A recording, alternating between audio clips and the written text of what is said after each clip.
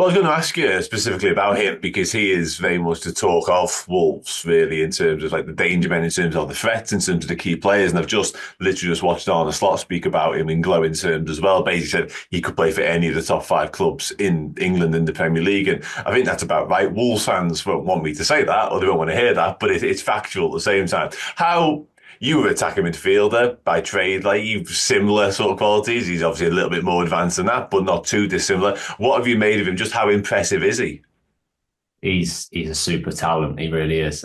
He came in under Julian Lopetegui in the January window where we were bottom of the league as well at that point, and we managed to stay out. But he was playing as a number nine, and he was very underwhelming because he wants to come to the ball all the time, and we never had anyone in the box, and he didn't really score many, didn't get any assists, and we spent quite a lot of money on him, and I think a lot of fans would have thought that it was a bit of a waste, and we needed a proper number nine. But then when he started playing off the striker, whether a number 10 on his own or at the moment he plays sort of a left 10, so an advanced midfielder, he's fabulous. And Arne Slot's right, he could play for anyone in the Premier League. He's that good. He's quite diminutive, so he's not the biggest, but he is so strong. His lower body in particular, he gets his body and he knocks players over.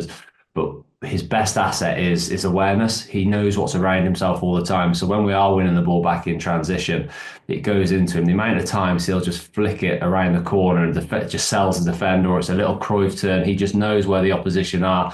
And once he's running with the ball, he carries it very quickly, almost quicker without the ball than he is with the ball. And then more often than not, he picks the right pass at the end. So he really is. He's our talisman, and so he's gonna leave Wolves. He's too good not to be playing Champions League football. He really is that good.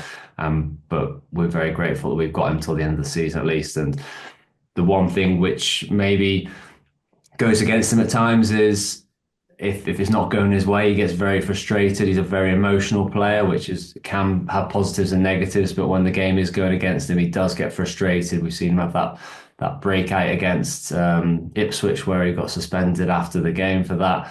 And then during January, he had a few niggles, and then all this sort of transfer talk, and his form did dip for a few weeks, but he looks back at it now. But yeah, he's one definitely, and especially against the better teams, that's when he seems to really perform. When Wolves don't have a lot of the ball, and then those little counter-attacking moments, he seems to have a lot of space to exploit. And I imagine that will be the main bit of the game plan for Vitor Pereira come Sunday at Anfield.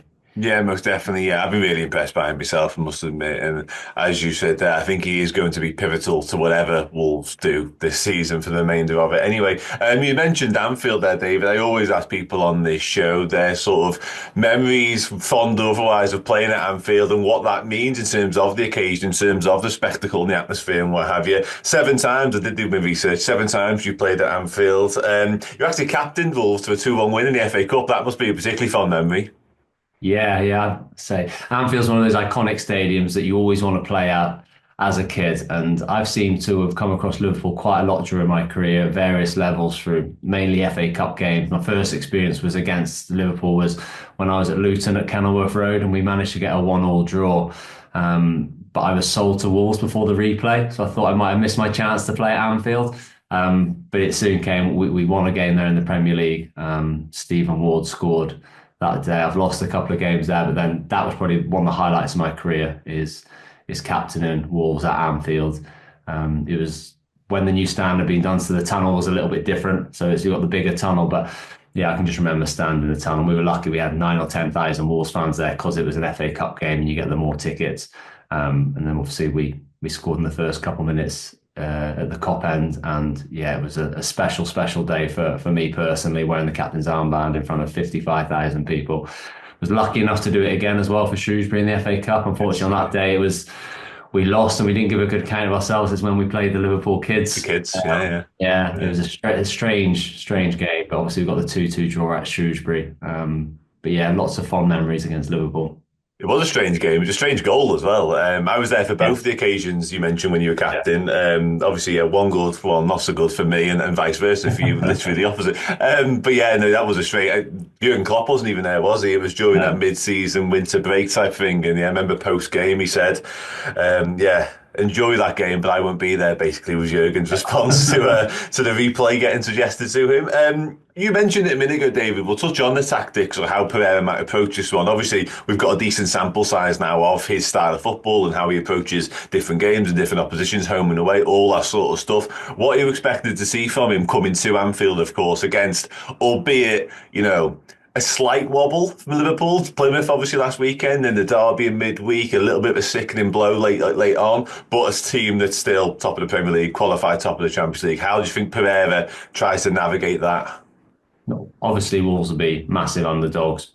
And when you look at the way we play this season under Vitor Pereira, he'll be very compact. Like I said, a 3-4-3, which will drop back into a 5 at times. But there's been one game this season under Vitor Pereira, and it was away at Chelsea, where he felt we dropped too deep and we didn't hurt Chelsea at all. So he's not one who's going to just defend the box at all. He's very compact, no room between the defensive line, midfield and attackers. Doesn't like space through the middle, likes to force the opposition wide, but he won't do it too deep. So it's more of what you'd call a mid-block. Doesn't like to drop inside his own box. And that's more from an attacking point of view. So they can, when they win the ball back, they've got forward options and they can hurt the opposition. He's very, very key on making sure we still have an attacking threat. Doesn't want to just drop deeper and deeper and you clear a ball and it comes straight back. And with the likes of Cunha in the team, Gonzalo Guedes is very good in transition as well. We are missing Larson up front, which is a big blow. But as a whole, yeah, it will be sort of very, very difficult to play through the middle of us. We have some terriers in midfield in João Gomez and Andre. Great ball winners, the two Brazilian boys. They're key to us winning the ball back and trying to counter-attack. But I do think you'll be impressed with the way Wolves attack. I think they're very good going forward. They've got good attacking players. And like I said, I feel they're far too good to be in the position they're in when you look at the attacking talent on the pitch compared to the teams around them. And I always think that the teams lower down the table usually struggle to score goals, and that's not Wolves' case. Wolves can score goals. It's just like keeping them at the other end. And Vitor Pereira's made them more stronger. But yeah, I do think Liverpool fans will be impressed with the way Wolves attack. It's just how much they can limit Liverpool, who are obviously fabulous at going forward. But it'll be to try and deny space in the middle of the pitch.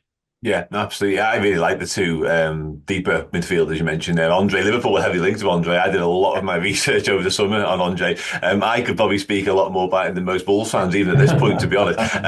But yeah, I like him a lot.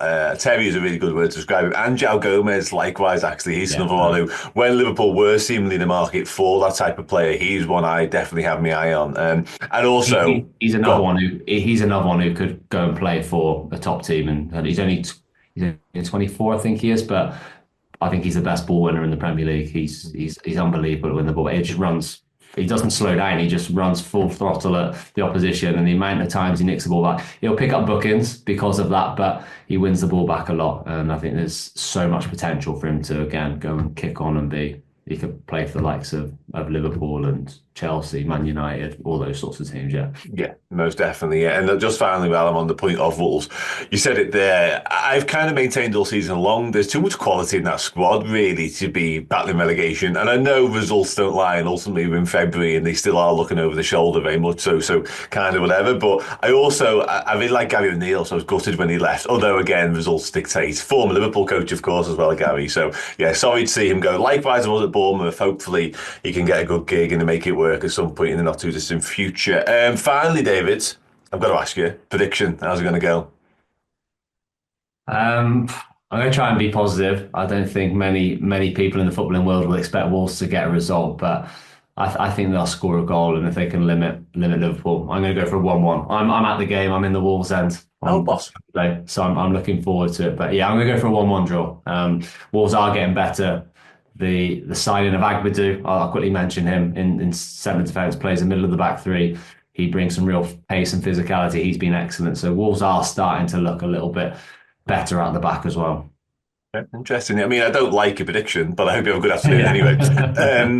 Thanks again for joining me. Massively appreciated. Let people know where they can find you on socials. You got your own stuff going on now, podcasts and what have you. Yeah. So just my personal one is @_Dave Edwards. I do podcasting, love doing things, all things Wolves and Wales as well. So yeah, I'm always trying to stay on top of things. Top man, massively appreciate it again. Thanks everybody for watching. Thanks for listening. Take care. I will see you again very soon. Bye for now.